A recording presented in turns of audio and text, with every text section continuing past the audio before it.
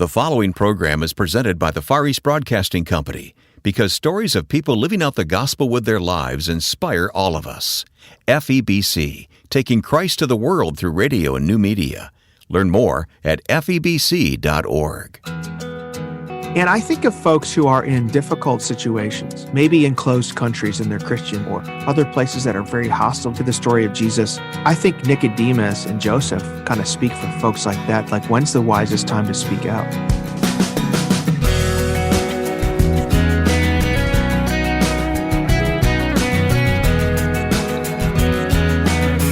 With Palm Sunday upon us, we'll be considering the characters of Easter on this edition of First Person. Welcome, I'm Wayne Shepherd. Our guest is Dan Darling, and the conversation begins in just a moment. I hope you'll take a few moments to visit us online, where you'll find not only more about today's guest, but also be able to explore a long list of past guests and hear their stories through our interviews. At firstpersoninterview.com, you'll find the audio archive and a schedule of guests coming up in the weeks ahead. Of course, you can also listen via podcast on many podcast platforms or with our free smartphone app available in your app store when you search for First Person Interview. Also, visit FEBC.org to learn more about the Far East Broadcasting Company, who makes these weekly conversations possible. Dan Darling spoke with us back at Christmas time about the characters in the Christmas story, and today he's back with biblical character sketches of people in what we call the Easter story. In addition to being an author, Dan is now with the National Religious Broadcasters, and we began by talking about his new role. Yeah, so I was at the ERLC, Ethics and Religious Liberty Commission, for about 6.5 years. Had a great time, worked with a great team there, and just, felt like the Lord was calling me to a new season somewhere. And I've always loved Christian media and Christian radio. I think growing up in the Chicago area, listening to Moody Radio, listening to guys like Wayne Shepherd. Are you one of those guys going to tell me you grew up listening to me now? That's what you're going to say there, aren't you? Yes. But I've always loved Christian media, and just it's been formative in my life. And so I thought this was a really cool opportunity to be part of an organization that's really important, And if you think about the breadth of Christian media, radio and TV are still very strong, very, very vital. But then you also have a lot of digital mediums. You've got film. You've got all these people producing really good content, and churches, in this COVID environment. Right. A lot of churches, small, medium-sized churches that didn't see themselves as media, all of a sudden had to pivot. And a lot of those are going back to gathering, but they still want to do the digital media stuff. So we want to be there to help equip them. Been an explosion of podcasts, for instance, and that's a big part of NRB now. Well, specifically, what is your job, Dan? So I'm the Senior Vice President for Communications. So manage our communications and in terms of our public relations and a lot of our website and content. And then I'm a relationship guy, so I know a lot of the members and trying to get to know more of them and trying to represent NRB when I do media and all those sorts of things. So, like many trade associations, the annual convention was delayed this year. It normally takes place in February or March, and obviously we just came under the wire in 2020, and in 2021 that just wasn't wise to go ahead. So it's been delayed, and we can tell people now that the 2021 convention is planned for June in Dallas. Yeah, we're excited about it. The Lord's been good to us. We were one of the last Christian gatherings to be held before COVID. In fact, when we were packing up last year, they were canceling left and right. And then ours was slated for March. We felt we could do a good convention in March, but people's comfort level wasn't quite there. And we felt like if we're going to have the convention, we want to have it as good as we can do it. So June is a really good date. The hotels were good with us, and we're hearing a lot of excitement. People are really ready to come gather and network. And this, Wayne, having done being on the board and just being a part of NRB for so long, the unique thing about NRB, the content's going to be really great across all these different mediums and advocacy work and all that stuff. But it's the networking. Yes. I tell people there's nowhere to go like NRB, where if you want to be involved in Christian media and you want to meet people and you want to get your message out, there's no better place to be. Yeah, 4,000 or 5,000 people gathered together, and you're right. That's one of the main values of the convention. So where do people go if they want information about the June conference coming up? So it's June 21st to the 25th. It's at the Gaylord Texan in Dallas, and you go to nrbconvention.org. And actually, this is the early bird season. So if you sign up now, you save. Well, that's not the reason I asked you to be on First Person today, Dan. You know the reason, because Yes. a couple of years ago, we sat down and talked about your book, The Characters of Christmas, and we actually re-aired that this past Christmas, so our listeners may remember that. But now you've written The Characters of Easter, and I just was delighted in reading this book. I thought it was an excellent book, and I want our listeners to know about this, and I wanted to dialogue with you about it. Well, thank you. I appreciate that. I've always loved character profiles. I remember listening in college to Chuck Swindoll preaching these great character profiles of these Bible characters, and just, making them come alive. And, the Bible is full of all these ordinary people that were caught up in the story of God, the story of Jesus. And so Easter's like that, just like Christmas. Easter has these characters like Peter and John, and think of Pilate, or you think of the religious leaders, the women who, or the women who were witnesses at the tomb. So I wanted to kind of help people see Easter through their eyes. Yeah. But when you wrote this book, we were all in uncharted territory. This was Easter time 2020 when you wrote this book, is when we were right in the throes of this new thing called COVID-19 and the coronavirus, the pandemic, if you will. How did that affect your writing on this book? It made Easter come alive more to me. I mean, obviously every year Easter's so special. I mean, for Christians, this is everything, right? This is it. As Yeah. Paul said, Right. If Paul says, if Christ didn't rise from the dead, we should be pitied of all people. Mm-hmm. But for this year, I think because we all had to celebrate Easter at home, we couldn't gather, and the gathering is such a big part of it, right? People dressing up, people coming to church, Good Friday services and Easter services, and all those things. And we couldn't do that. And we are also more acutely aware of our mortality with the COVID-19 virus and death all around us. And one of the things that Easter gives us is the ugliness of a broken world and the unjust death of Jesus, but it also gives us the hope for the broken world, that Jesus' death and resurrection is the death of death. Mm-hmm. So one of the things we're doing at Easter, and this is one of the reasons I love that it's in spring, by the way. Spring is that season where after a long, hard winter, especially in Chicago, where you are, you start to see things bloom and pop out, and it's a sign that there's something coming. There's something new coming. And that's the story of Easter, that what we're telling the world, that there's a new world coming. Yes, things are hard and difficult, but after this long winter, God is creating something new in Jesus. And I just think people are going to be more acutely aware of it this Easter, maybe more than other years. Right. Well, we're just a week or so away from Holy Week, and I wanted to talk to you about this. I love the way you framed your book, The Villains, Heroes, Cowards, and Crooks Who Witness History's Biggest Miracle. How did you come up with that, Dan? Come on. Well, it's interesting, just all the different people that are caught up in this story, and I really want to profile the heroes, right? Or the people we come to love, Mm-hmm. some of the disciples, the women at the tomb, but also the infamous folks. Sure. Your Pontius Pilate and Judas and the religious leaders and others. And We have things to learn from them as well. we do. Yeah. So give me an example. Well, I think my favorite character is Peter. Not surprised. Peter exemplifies, I think, all of us. I probably spent the most time on him. It's so interesting, Wayne. Peter started his journey with Jesus. He was a young man. We forget how young he was. In his 20s. He's in Capernaum, which is the most important port on the Sea of Galilee. He's part of a fishing business with James and John, Peter and Andrew brothers, Mm-hmm. a fishing business with James and John. He had a good life. They were doing well. His interactions with Jesus are interesting. Jesus slowly pursues Peter. It's not a one-time thing, but first Andrew meets Jesus through the ministry of John the Baptist. And Andrew comes back to Peter and says, "We found him." Which, if you think about that, Wayne, that's so remarkable that here's the first century Jewish people. These are smart guys. They're not gullible. They're not naive. They're probably a little jaded about, the promise of a coming Messiah. For Andrew to say, "I think we found him," is remarkable. You can see him grabbing Peter by the lapel and saying, "We found him. You got to come with me."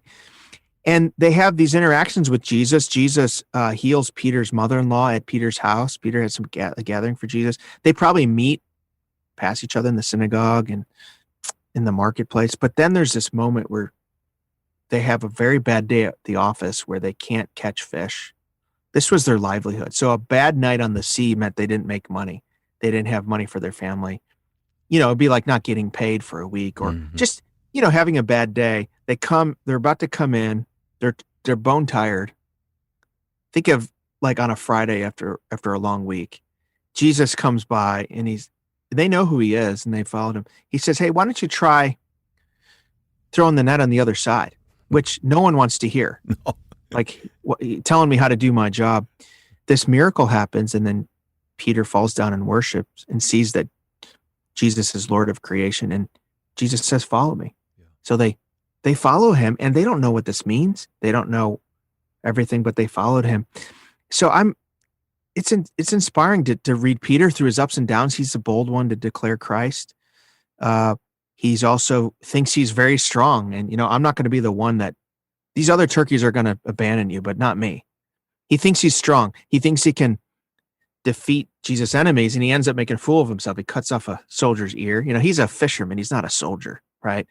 Then he denies the Lord in that famous scene where Luke paints that haunting picture where he gets a glimpse of Jesus after he's denied him the third time. He's at this low moment, and then Jesus restores him with the same miracle on the Sea of Galilee of the fish and calling Peter to be a leader in the church. Then you see Peter in the book of Acts preaching to thousands. And so what had to happen with Peter, he had to be emptied of his own self, emptied of his bravado and fake courage, and he had to be filled with the Spirit, and God really used him. We're learning about the characters of Easter with Dan Darling, and we'll continue the conversation in just a moment. And there are so many stories of God at work through the Far East Broadcasting Company. We just had to find a way to tell more. Well, Wayne, hearing all these testimonies has absolutely changed my life. And I want to use a podcast to be able to go deeper with some of the real stories that I get to see as the gospel's going out all around the world. And these stories will change your life too. So listen to the new weekly podcast, Until All Have Heard, from FEBC. Listen at Apple Podcasts, Spotify, and other podcast platforms. Or go to febc.org. My guest is Dan Darling, the author of The Characters of Easter, the villains, heroes, cowards, and crooks who witness history's biggest miracle. We were talking about Peter a few moments ago, and I think of Peter and I think of Thomas, and I think we see them as so one-dimensional. We think of their failures. But think of what they gave up to follow Jesus in the first place. We've already talked about Peter. I mean, Thomas, we relegate our thinking of Thomas to, he wants proof of the resurrected Jesus. And I think I'm correct in saying that he never does actually reach out and touch Jesus, does he? No, he just sees the scars, and that was enough. And it's interesting thing about Thomas, Wayne, is again, we think of him as doubting Thomas, which is so unfortunate. We flatten him to that one thing. But Thomas gave up everything just like the others. He was chosen to be in the inner 12, right? To follow Jesus.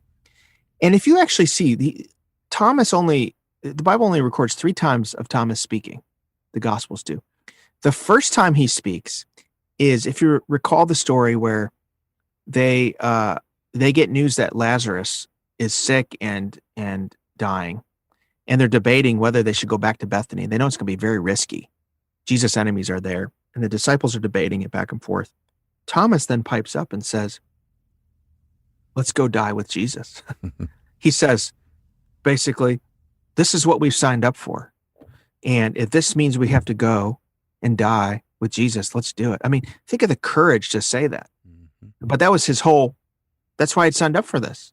I'm gonna die with Jesus, which is really what every disciple's called to do. The next time we see Thomas, it's in the upper room when Jesus is laying out this vision for what the future is going to look like, and they don't understand it. It's confusing. He's going to leave. He's going to die. He says, I go to prepare a place for you, and I'm going to a place where you can't go. And Thomas asks a great question. He seems to be analytical. He seems to be the one that he's going to follow Jesus. He's going to die with Jesus, but he wants to know the specifics. He wants to know what he's getting into, which is wise. And he says, how can we know the way? In other words, he's saying, Jesus, I'll do whatever you want me to do. Just show me the way. And Jesus says, of course, I'm the way, the truth, and the life. And then the third time with Thomas is obviously the moment of doubt.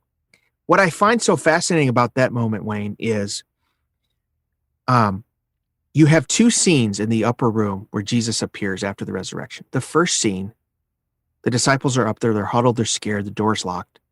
They know he rose, they think he did because the women told them. Peter and John are affirming it, but they don't know what any of this means. And then Jesus appears to them and says, fear not, it's me. And they see him.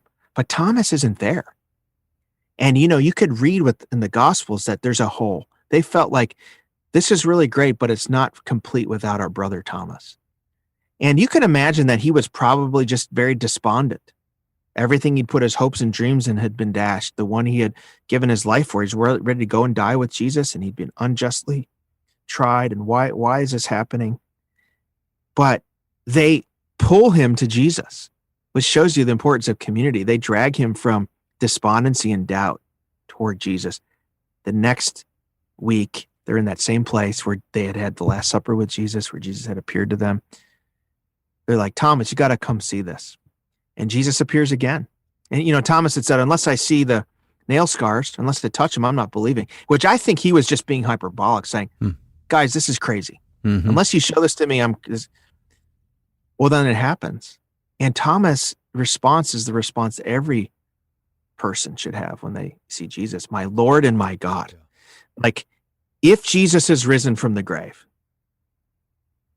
then the only response is to see him as our Lord and our God. Right. And tradition says that he actually went to India as a missionary and evangelized India and planted the seeds and was for the martyred gospel. like many of the disciples. Yeah. Interesting. We have so much to learn from these characters. We really do. And when I say characters, it's in the frame of mind that you use in titling your book, The Characters of Easter, the personality of these people. You write about the Crooks. You write about Judas and Pilate and Barabbas and the Pharisees and the scribes and the Sadducees. You want to pick out a crook and let's talk about them? Yeah, it's interesting. I mean, I'm fascinated by the bad guys in here too. One that fascinates me is Barabbas. Yes. Yeah, I was hoping you'd zero in on this one. There's a part of me that one day would love to write a novel about Barabbas's life, or something, because here's a guy who was he was convicted of insurrection, and he had committed that. Him and these two other guys. There's a spectrum in Israel in terms of how they felt about Rome. Everybody disliked Rome and didn't like to see that Rome flag flying, except for the Sadducees. They liked their power, but everyone else didn't. The Pharisees didn't. But there was a spectrum, and Barnabas was on the far end of that, where he was wanting violent overthrow. He was kind of a mercenary. He was almost like a domestic terrorist. So he was guilty of the crimes he committed. He was not well loved. You can imagine him in that cell, waiting. He knows he's going to die. He knows he's going to be crucified, which was just a very embarrassing way to die. He's probably writing letters to his family. Maybe he's rethinking his life. Maybe he has a lot of regrets. Maybe he has a final meal. I don't know. And then all of a sudden there's a knock on the cell door, and a guard opens it and just says, "You're free." And he's thinking, is this right? Yeah. Or maybe he doesn't ask questions. He just goes. But I wonder if Barabbas, the rest of his life, like Jesus had taken his place. He knew Jesus was innocent. He knew he was guilty. Did he ever? Yeah, and likely, it was a small country. Yeah. Likely he had heard of this Jesus at the very least. He absolutely right? had. Yeah, did he ever? I like to think in my sanctified imagination that he not only saw Jesus taking his place, literally in this trial and this death, but spiritually. Did he ever come to see that? And in a sense, at Easter, all of us approach Easter as Barabbas. We are guilty before God of things we've committed against him. And Jesus took our place. I just think it's such a powerful story. I like to think one day we'll see him in heaven, as the sort of avatar, the microcosm of the gospel, of what Jesus did for us.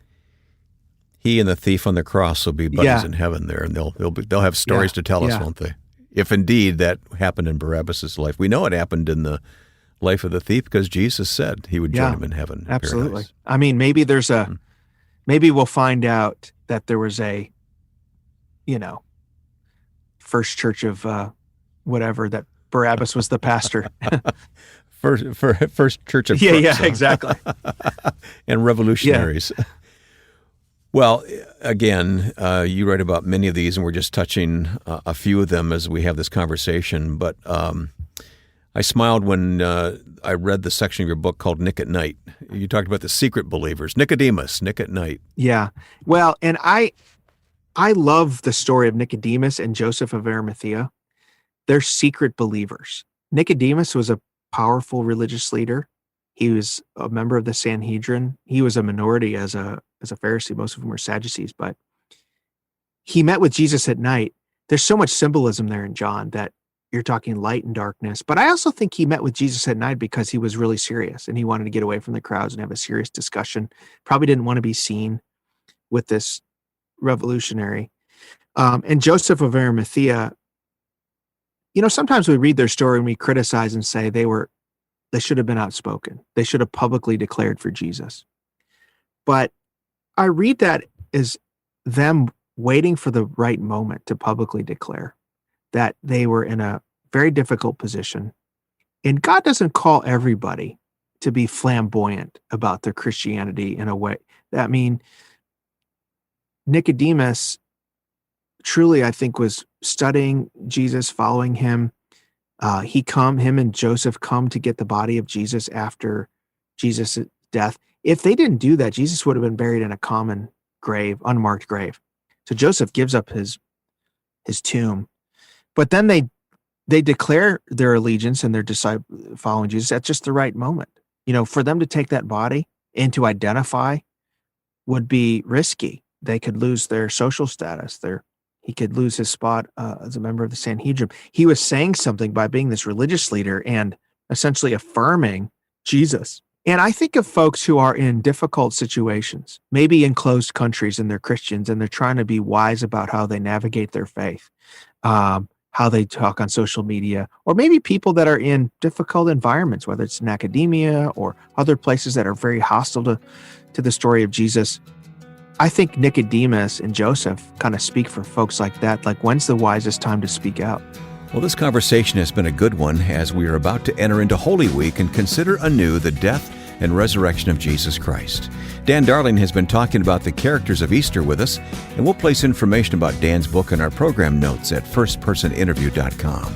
And then on Easter weekend, Michael Card will join us as we look at the details of the burial and resurrection of Jesus. As always, I'd like to thank the Far East Broadcasting Company for making this program possible through their support. FEBC believes in the power of the gospel to change people's lives. If you'd like to learn more, listen to the FEBC podcast Until All Have Heard. Visit febc.org or listen on many favorite podcast platforms. Now, with thanks to my friend and producer Joe Carlson, I'm Wayne Shepherd. Join us once again next time for First Person.